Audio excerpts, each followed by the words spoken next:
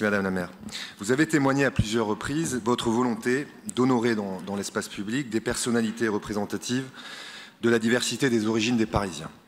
Par ce vœu, le groupe Changer Paris souhaite mettre en lumière une figure qui n'a pas encore trouvé la place qu'elle mérite dans notre mémoire collective et qui pourtant illustre notre histoire nationale d'une manière unique.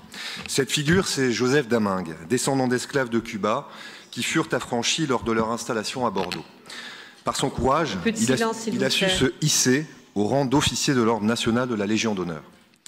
Il s'est élevé par la carrière des armes et s'est fait remarquer par le général Bonaparte lors de la bataille du pont d'Arcole. Il fut d'ailleurs de toutes les campagnes, en Égypte aux batailles des Pyramides et d'Aboukir, en Italie à la bataille de Marengo, et il reçut même des mains de Napoléon Bonaparte un sabre d'honneur.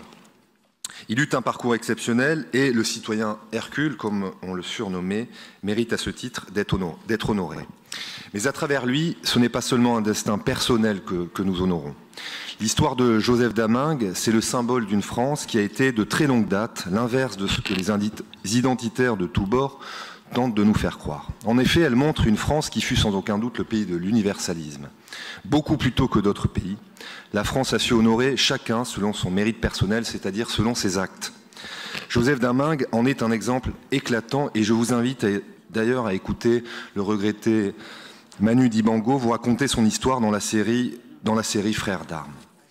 Alors que l'année du bicentenaire de la mort de l'empereur touche à sa fin et n'a été commémorée malheureusement par la ville de Paris que du bout des lèvres, nous voulons enfin rappeler que l'itinéraire de Joseph Damingue est le fruit de la geste napoléonienne.